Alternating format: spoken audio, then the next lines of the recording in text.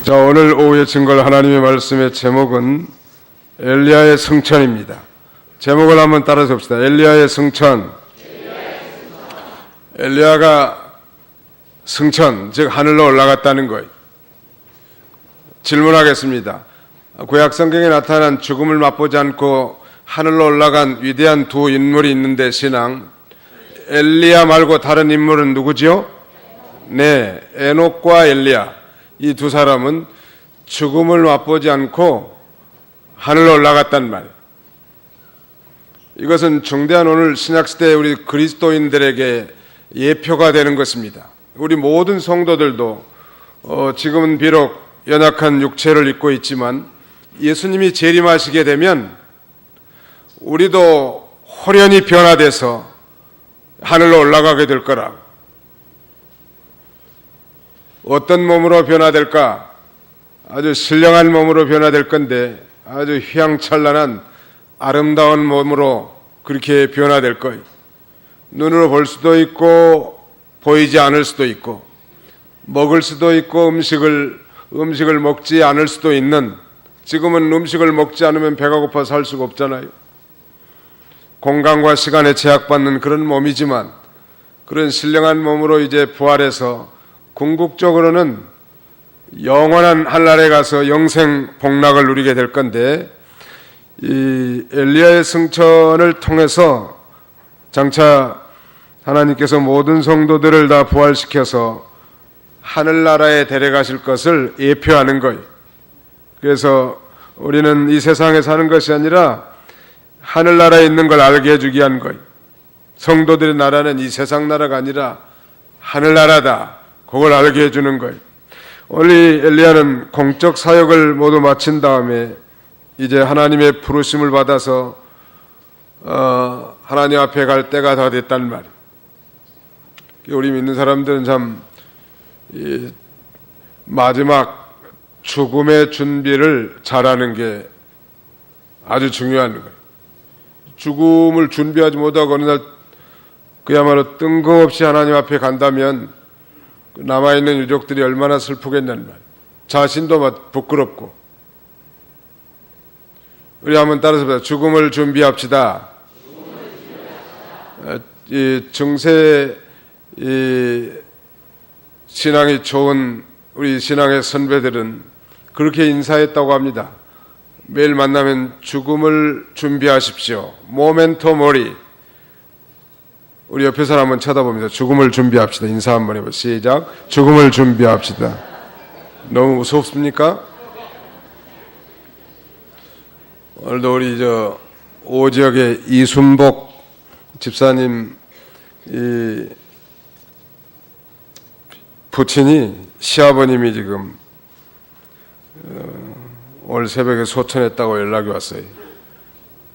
연세는 그래도 많이 드셨지만 아무튼 누가 여기 주일날 안 보이면 혹시 천당 간 줄 알 거니까 그렇게 하십시오. 알 수 없다고 이건. 그래도 우리 또 오후 예배 끝나고 가실 분들은 같이 가시면 좋을 것 같아요. 군산 동군산 병원 장례식장이라는데 아무튼 정해진 건 아니에요. 죽음을 준비하라는. 엘리야는 자신에게 맡겨진 모든 사명을 다 마치고 이제 하나님 앞에 죽음을 맛보지 않고 부름을 받을 그런 이 중대한 이 순간에 있습니다. 이스라엘 왕 아합의 통치 초기에 등장해가지고 숱한 역경을 다 이기고 사명을 완수한 엘리야는 이제 마지막 한 가지 후계자를 세우는 일, 이것까지 하고 이제 하나님 앞으로 가게 된 거예요. 그런데 이 수제자라고 할 수 있는 엘리사는 엘리야 스승을 끝까지 따라갔단 말이에요. 그리고 결론부터 말씀드리면 스승의 영감의 갑절을 얻어서 스승 시대보다 더 악한 시대에 하나님께서 맡겨주신 그 귀중한 사명을 잘 감당한 것입니다. 엘리사가 엘리야를 끝까지 따라갔는데 하나님께서 엘리야를 산채로 하늘로 데려가실 때 알게 됐단 말이에요. 하나님께서 엘리사에게 스승 엘리야의 승천케 하실 것을 알려주신 거예요. 또 많은 이 엘리야의 제자들도 그걸 알고 있었단 말이에요. 그런데 다른 사람들은 다 알고 있었지만 이 수제자라고 할 수 있는 이 엘리사는 엘리야를 떠나지 아니하고 끝까지 따라간 거예요. 이거 신앙은 따라가는 세계, 이 세계는. 처음에 전도받아가지고 교회 나와서 뭘 잘 모르지만 믿음이 좋은 분들 보면서 자라는 거예요. 특별히 장로님들이 그래서 중요한 거예요. 신앙의 멘토나 모델이 될 수 있는 그분들 다 보면서 따라가는 거예요. 신앙의 세계는 따라가는 세계이다. 시작. 신앙의 세계는 따라가는 세계입니다. 따라가는 거예요. 앞서간 양떼의 발자취를 따라가는 거예요. 처음에는 잘 모르지만 잘만 따라가면 돼.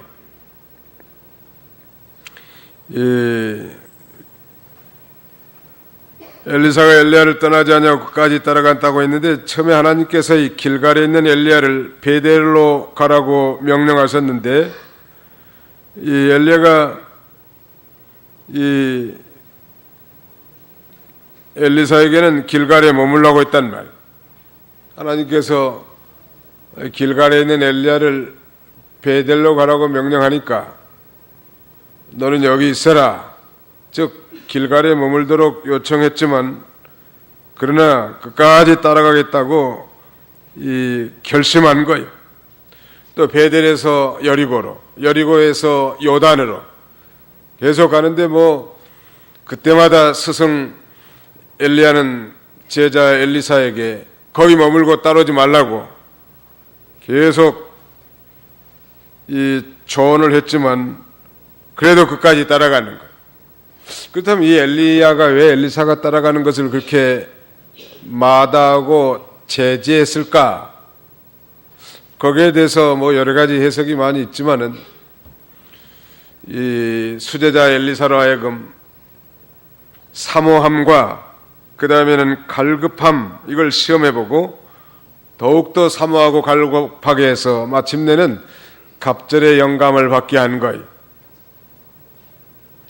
또 다른 해석한 사람들은 자신의 이 승천을 나타내지 아니하고 겸손하게 조용히 하나님 앞으로 가기 위해서 못 따라가겠다 그렇게 해석한 사람도 있고 임박한 최후를 홀로 조용히 보내기 위해서 제지했다 그런 해석도 있지만 어느 정도 근거는 있지만 가장 중요한 것은 그의 충성과 사랑을 시험해 보는 거예요. 한마디로 말하면. 그래서 이 사모함과 갈급함으로 쫓아와서 마침내는 갑절의 영감을 받고 자신의 이 사역을 계승하도록 하기 위한 그런 아주 깊은 의도가 있었던 것입니다. 예수님을 따라가는 데 있어서 아무든지 나를 따라오려거든 종주각오, 주님을 따를 사람이 취할 각오는 아무든지 나를 따라오려거든 자기를 부인하고 제 십자가를 지고 나를 쫓을 것이니라. 자기를 부인한다.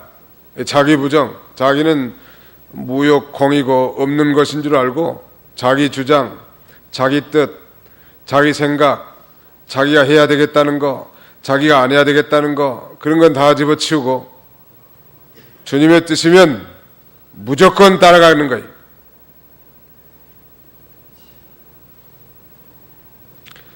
자기 생각 다 버리고 주님만 따라가는 거예요. 자기를 부인한다는 건 그거예요.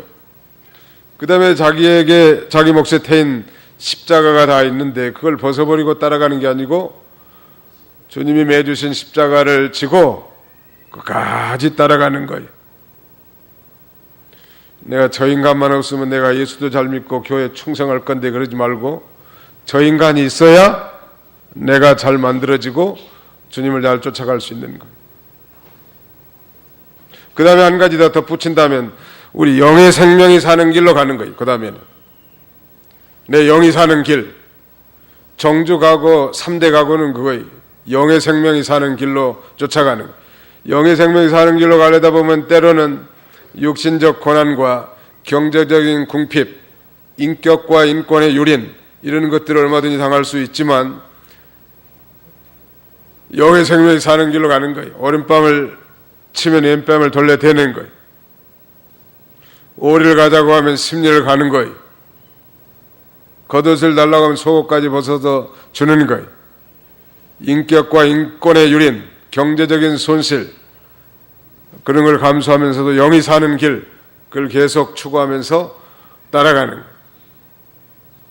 진정으로 이 시어머니를 통해서 살아계신 하나님을 발견한 이 이방 여인, 모압의 이방 여인 룻과 같은 자는 시어머니를 통해서 예수님을 발견했단 말이에요. 하나님, 어머니 하나님이 나의 하나님이 되고 그 고백은 바로 시어머니를 통해서 하나님을 발견하게 됐고 그는 궁극적으로 위대한 예수 그리스도의 족보에 거기에 들어가게 된 거예요. 다윗의 그러니까 정조모가 되겠죠. 룻이 이방인이지만 끝까지 따라가는 사람 가다가 뭐 시작은 좋았지만 영두사미인 사람들이 많아요. 머리는 용인데 꼬리는 뱀이란 말이에요. 처음에는 뭐 굉장한 것 같다가도 나중에는 그저 유야무야 되는 그런 자들이 되지 말고 아무튼 끝까지 따라가는 거예요. 그러다 보면 하나님의 권고하시는 날이 옵니다. 내내 계속되는 거 아니에요. 엘리사는 바로 엘리야를 그렇게 끝까지 따라간 거예요. 엘리야의 제지와 또 선지자의 제자들의 이 주의까지도 물리치고 최후까지 동행했단 말. 마치 바울이 예루살렘에 올라가는 것은 그건 죽음인데 환난과 결박이 예루살렘에 기다리고 있지만 성령의 매임을 받아서 예루살렘에 올라갔던 것처럼 우리의 신앙도 그렇게 되어야 될 줄 압니다. 그래서 이제 여리고를 지나서 요단까지 왔는데 이제 엘리사에게 엘리야가 이제 하나님이 자기를 취할 때가 다 됐는데 너 혹시 뭘 구할 거 있으면 구하라고. 그때 뭘 구했는가 한번 봅시다. 9절 10절을 같이 한번 읽읍시다. 9절로 10절 시작. 그들이 건너갔을 때 엘리야가 엘리사에게 말하기를 내가 너에게서 떠나기 전에 내가 내게 무엇을 해줘야 할지 구해라 하니 엘리사가 대답하기를 선생님의 영을 저에게 갑절로 임하게 해주십시오 라고 하였다. 엘리야가 말하기를 내가 어려운 것을 구하는구나. 그러나 만일 나를 너에게서 데려가시는 것을 내가 보면 그 일이 이루어지겠지만 그렇지 않으면 이루어지지 않을 것이다 라고 했다. 하나님이 자기를 취해갈 것 같은데 뭘 구할 것이 있으면 구하라고 하니까 그렇게 구했죠. 선생님의 영을 저에게 갑절로 임하게 해주십시오. 구역에는 갑절의 영감이라고 되어 있는데 우리 바른 성경 새로 번역된 성경은 이 갑절의 영이라고 되어 있는데 어떤 것이 더 정확한 번역인고 하면 갑절의 영이 더 정확한 거예요. A double portion of Holy Spirit. Spirit, Holy Spirit은 다 성령 아니에요? 그러니까 갑절의 영, 2배의 성령을 저게 임하게 해달라는. 이 영감이라고 하는 것은 성령으로 말미암아 이 부어진 상태를 가리킵니다. 이게 성령으로 말미암아 부어진 상태, 소위 inspiration이라고 하는데, the state being by the Holy Spirit, 즉 성령으로 말미암아서 inspired, 고양되고 부어진, 기운이 부어진 그런 상태를 영감이라고 하는 거예요. 그래서 우리가 성경을 읽을 때도 영감으로 읽고 해석할 때도 영감으로 해석하고, 왜냐하면 성경이 영감으로 기록되어 있기 때문입니다. 찬양을 할 때도 영감 있는 찬양을 해야 다른 사람의 영혼에 유익을 주는 거예요. 어떤 립 서비스나 기교만 가지고는 우리 심령 깊숙이 우리에게 감동을 줄 수가 없는 거예요. 중요한 건 그러면 이 영감을 받는 것이 중요한데 오늘 본문에는 분명히 갑절의 영이라고 되어 있습니다. 이 성령론에 대해서 얘기하자면 끝이 없지만 아까 우리 집사님도 잠깐 기도하면서 언급하셨는데 우리가 예수를 구주로 진실로 믿는다면 그게 거듭난 거예요. 좀 어렵게 표현했지만 오전에 예수님이 진실로 믿어진다 나의 주님으로 그러면 이 사람은 거듭난 사람이에요. 왜냐하면 누구든지 성령으로 아니하고는 예수를 주라 할 자가 없느니라 그랬으니까 주님 하면 벌써 성령을 받은 사람이란 신약시대에는 이와 같이 누구든지 예수를 구주로 믿는 순간 성령을 선물로 받는데 구약시대에도 성령이 내내 계셨지만 구약시대에는 특별히 특별한 인물에게 특별한 환경에서 임하게 된 거예요. 부어졌단 말이에요. 성령은 하나님이죠. 제3위이신 하나님이신데 창조 때도 함께 하셨고 구약 성경 내내 성령이 감춰져서 역사하신 거예요. 그러나 특별한 인물들에게 성령을 부어서 애언의 사역을 감당하게 하셨죠. 그러나 신약시대에는 모든 성도들이 즉 예수를 구주로 진실로 믿는다고 하면 그 믿는 모든 성도들에게는 이 거룩한 영이신 하나님 성령님이 우리 안에 내주해 계시는 거예요. 믿으시기 바랍니다. 그래서 이제 성령 충만이라는 건 내 안에 인격적으로 내주해 계신 그 성령님의 통치를 받는 거예요. 다스림을 받는 거예요. 성령님의 인도와 주장을 받는 거예요. 성령님이 오른쪽으로 가자 그러면 성령님의 인도를 따라가면 돼. 성령은 진리의 영이기 때문에 우리가 성경만 진실하게 읽어도 이 성경이 성령의 감동으로 기록된 책이잖아요. 그러니까 성경만 늘 읽어도 성령의 인도를 받을 수 있고 또 성령의 인도를 간절히 사모하고 따라가려고 하면 성령은 진리 가운데로 우리를 날마다 인도해 나가시는 거예요. 이 성령과 이 진리는 마치 기차의 양 바퀴와 같아서 이 균형을 이루는 거예요. 너무 지나치게 성령에 치우치면 이건 신비주의로 기울어질 가능성이 많아. 성령을 무시하고 지나치게 진리만 추구하는 사람들은 신신하게 빠질 가능성도 많아요. 너무 지적으로 추구한다는 성경은. 이 성령과 진리는 이 기차의 두 레일과 같이 균형을 이루어야 될 걸 가리킵니다.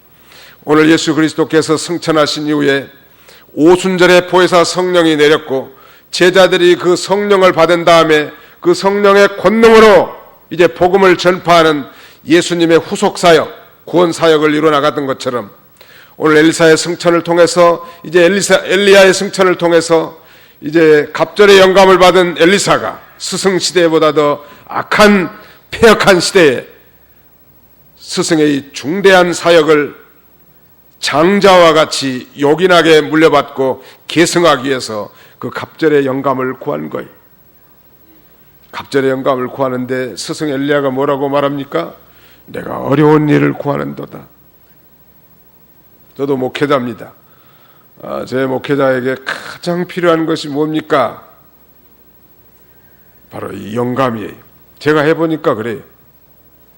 똑같이 강대성에서 설교를 해도 하나님의 영이 충만할 때는 전하는 자나 듣는 자가 다 은혜가 되고 생명이 돼요.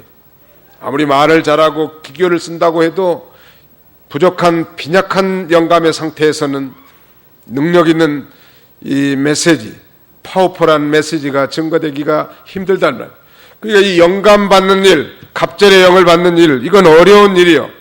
어떻게 하면 되는가? 오늘 본문에는 하나님께서 나를 취할 때 네가 끝까지 나를 바라보면 갑절의 영감이 임하게 된다는 거예요. 여러분, 엘리야가 가는 길은 험난한 길 아닙니까? 그러나 그 험난한 것에도 불구하고 끝까지 변치 말고 스승을 쫓아가고 마침내 그를 하나님이 불러 올라가실 때 불병과 불수레를 보내서 승천할 때 그것을 끝까지 쳐다보면 갑절의 영감이 그에게 임해진다고 했는데 그렇게 했단 말이에요, 엘리사가. 그래서 그에게 놀라운 영감이 임했고 폐역한 시대에 스승의 사역을 장자같이 계승받은 거예요. 어려운 일이, 내가 어려운 일을 구하는도다. 어쩔 때는 감동이 많이 있다가도 어쩔 때는 참 감동이 약하고 항상 늘 충만하면 얼마나 좋겠습니까마는 그러지 못한 것이 우리 육신을 입은 인간의 한계라고 할 수 있습니다. 성령님, 예수님은 항상 이 성령 충만, 성령의 100% 충만한 상태에서 사역을 했지만 우리 인간들은 영혼만 있는 것이 아니라 육신이 있기 때문에 우리 중생한 영이 성령의 인도를 100% 받으면 성령 충만한 사역과 봉사를 감당할 수 있을 텐데 보이는 것이 다 육신이고 연약한 것이 육신이고 육신을 입고 있는 까닭에 성령 충만했다가도 이렇게 말하자면 사이클을 그으면서 어떨 때는 굉장히 신령한 목사님 같이 보이다가 어떨 때는 그렇지 못하고 어떨 때는 굉장한 믿음이 좋은 집사님 같이 보이다가 하나님이 없는 사람처럼 행동도 하고 말도 할 때가 있단 말. 그것이 바로 우리 인간의 한계 아니겠습니까? 그래서 우리가 끊임없는 이 갑절의 영감 가운데 봉사하고 충성하고 하나님을 섬기기를 원한다면 이제 고난을 자취하면서 끝까지 주님을 따라가고 저 십자가에 달려 고난 받으시고 우리를 위해서 몸을 희생하신 예수 그리스도를 바라보면서 이 충만한 가운데 우리의 사역을 감당할 수 있을 거예요. 그게 없으면 안 된단 말이에요. 옛날에 우리 교단의 사상적 지주가 된 이 김현봉 목사님, 그 양반은 60년대 중반에 서울 아현동 교회 아현교회를 세우고 그때 당시에 이 교회 규모는 서울 시내에서 두 번째 정도 컸다고 합니다. 영락교회가 더 많이 모였고 그다음에 아현교회가 그다음에 두 번째 모였었는데 가난하고 헐벗고 없는 사람들 소금장도 시켜가지고 판잣집 한 칸씩 마련해주고 이렇게 스승다운 그런 목회자로 살다가 천당에 가셨는데요. 새벽 2시면 일어나서 산에 올라가서 기도했다고 합니다. 늘.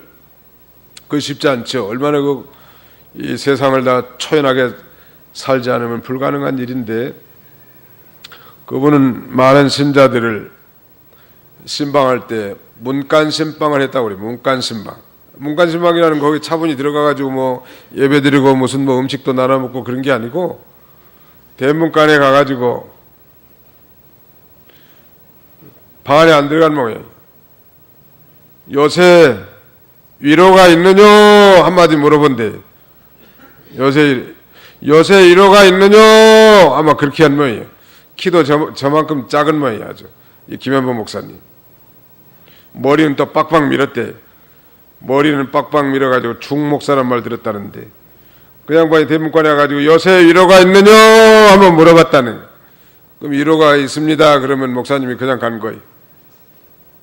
신방대원들하고 같이 가다가도 영감이 떨어지면 오늘은 위로가 없구만. 위로라는 건 바로 성령의 위로를 가리키는 거예요.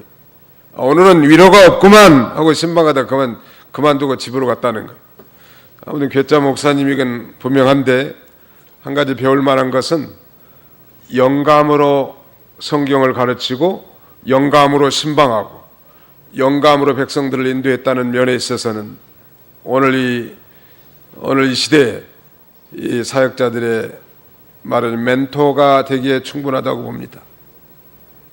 목사만 그렇게 살아야 되는가? 저는 그렇게 생각하잖아요. 사도행전 1장 8절에 보면 오직 성령이 너희에게 임하시면 너희가 권능을 받고 예루살렘과 유대와 사마리아 땅끝까지 이르러 내 증인이 되리라 하시니라. 오직 성령이 너희에게 임하시면 너희가 권능을 받고 예루살렘과 온 유대와 사마리아 땅끝까지 이르러 내 증인이 되리라 하시니라. 너희가 오직 성령이 너희에게 임하시면 뭘 받아요? 권능을 받는 거예요. 스피리추얼 파워, 영적인 힘을 받는단 말이에요. 영적 권능. 그 권능을 가지고 말씀도 전하고 전도도 하고 신방도 하고 교사는 주일학생들도 가르치고 식당에서 봉사하는 사람들도 그 힘을 가지고 하는 거예요. 팔뚝 힘으로 오는 게 아니라 원사님이 그랬다는 네 팔뚝 굵다 그랬다는데 굵은 팔뚝으로 봉사하는 게 아니고 뭘로 해요? 밥을 한 사람도 영력으로 하는 거예요. 얼마나 기쁘겠어요. 식당에서 밥 하는데. 그런 힘이 없으면 피곤해, 힘들고 재미도 없고 지치고. 그러나 이 영력으로 하면 힘이 불끈불끈 솟아난단 말이에요. 그러니 엘리사가 엘리야에게 그걸 구한 거예요. 그러나 내가 어려운 것을 구하는도다. 이건 어려운 거예요. 왜냐하면 고난의 십자가를 지고 끝까지 주님을 따라가고 주님을 바라보고 나가는 거예요.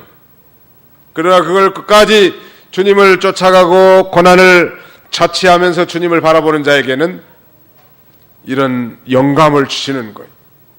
그래서 뭘 섬기고 뭘 봉사하고 자신의 은사가 무엇이든 간에 그걸 가지고 하나님을 섬기려고 생각하는 사람은 먼저 무릎을 꿇어야 돼. 기도를 많이 하는 거예요. 회개하면서 기도를 많이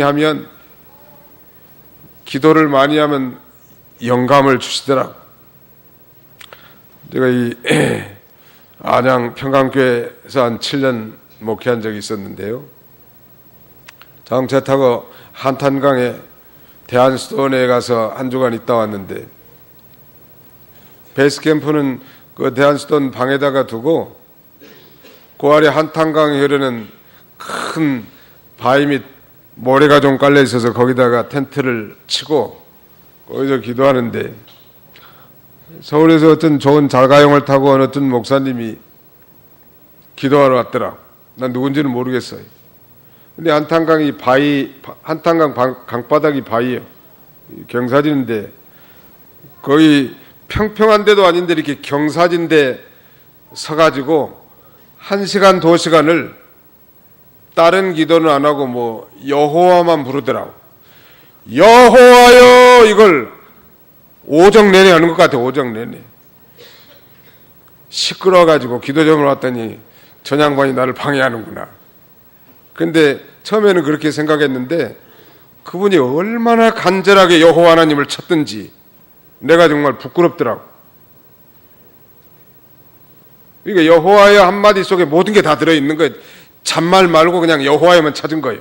그 안에는 뭐 도와주시고 자녀도 잘 되게 해주시고 목회 사역도 잘 되게 해주시고 뭐 전도도 많이 하게 해주시고 다 포함되겠지만 여호와여만 외치는 거예요. 근데 그 목소리가 이 한탄강 구비구비를 이 부딪히면서 이 에코 소리로 들리는데 얼마나 애절하게 들리는지. 나는 머리도 못 들고 바위 속에 푹 들어가가지고 그냥만 외치는 소리만 듣다고 갔네. 여호와여 하면서 그렇게 외치는 거예요. 그러다가 한나절 끝나니까 자동차 타고 가더라고. 야, 기도도 희한하게 한 사람들이 다 있다. 그것도 앉아서 하는 것도 아니고 서서 한나절 이렇게 해서 평지도 아니고 경사진 바위에서. 그래서 야, 저렇게만 해도 하나님이 영감이 출중하게 해주시는 모양이다. 하나님은 중심을 보시잖아요. 말을 많이 한다고 하나님이 꼭 들으시겠어요? 그 중심으로 하나님을 갈망하는 그 애절한 기도. 하나님은 온 땅을 두루 살피시사 전심으로 자기를 찾는 자에게 능력을 베푸신 하나님이 믿으시기 바랍니다. 그런 간절한 마음으로 기도한 것 같아요. 그래서 엘리사는 영감을 구한 거예요.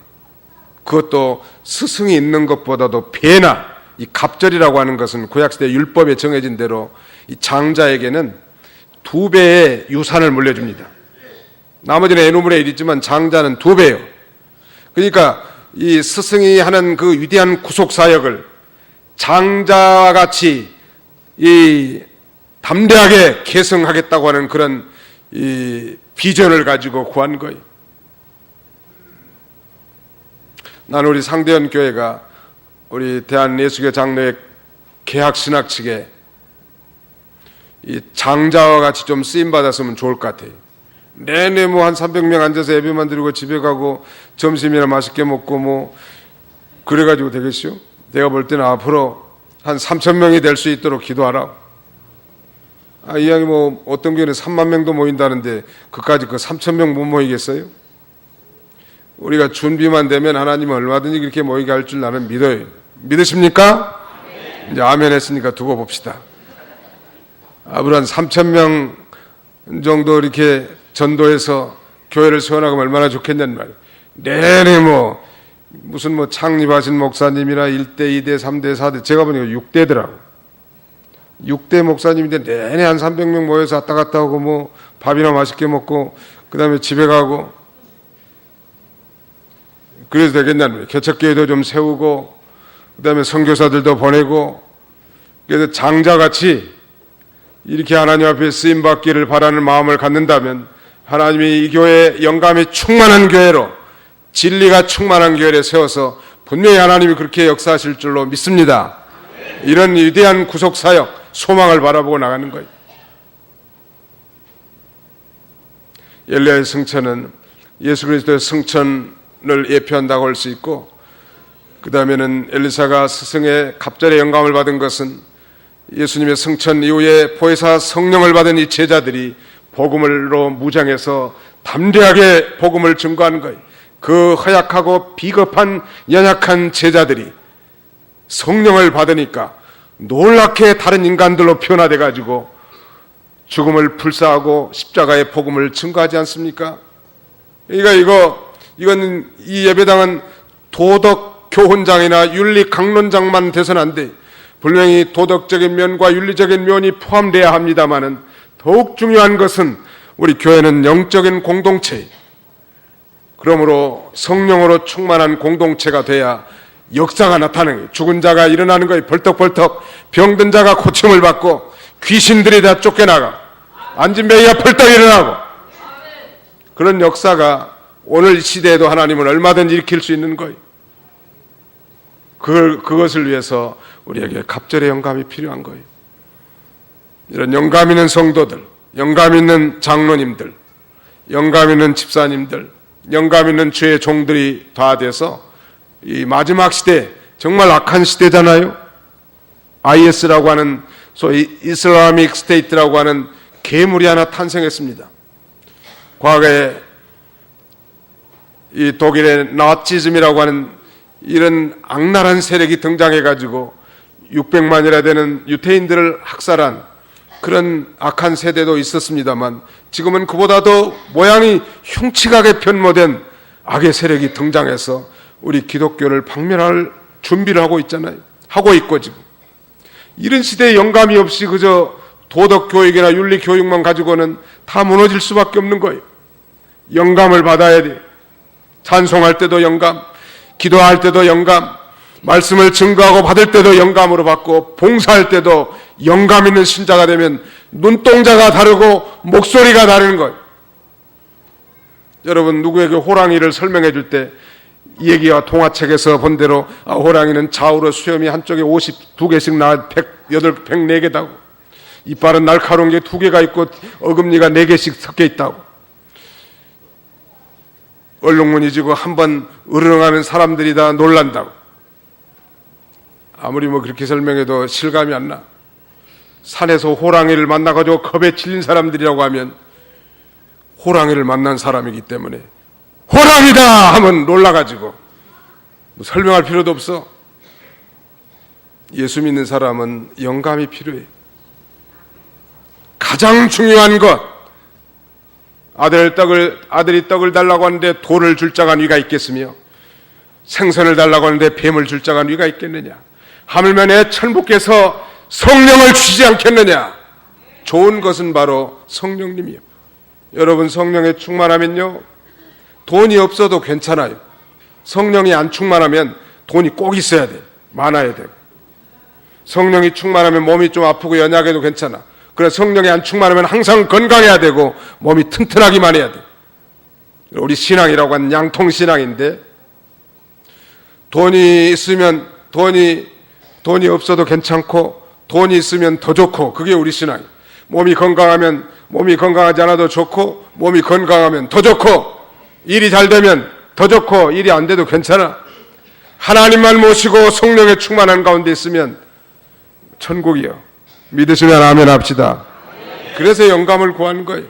여러분 교회 나와서 회개하고 깊은 기도를 통해서 영감 있는 생활을 하십시오. 그래야 우리 가족도 살리고 교인도 살릴 수 있는 거예요. 죽은 교회가 살리는 유일한 방법은 성령 충만이 다른 것은 대책이 없어요. 오늘 한국교회나 많은 교회들이 죽어가고 있습니다. 정말 지식이 풍성하고 교양이 많고 학식이 더해지고 많은 사람들의 수준들이 많이 높아져 있는데 무능해지는 거예요. 옛날 우리 선조들의 신앙보다도, 그 교회보다도 영향력이 없는 이유는 뭔가? 딱 한 가지요. 영감이 식어진 거예요. 불황무식한 자라도 성령에 충만하면 베드로처럼 하루에 3,000명, 5,000명을 회개시키는 능력의 역사가 나타날 줄로 믿습니다. 이런 영감 있는 복된 성도들이 다 되시기를 주님의 이름으로 축원합니다.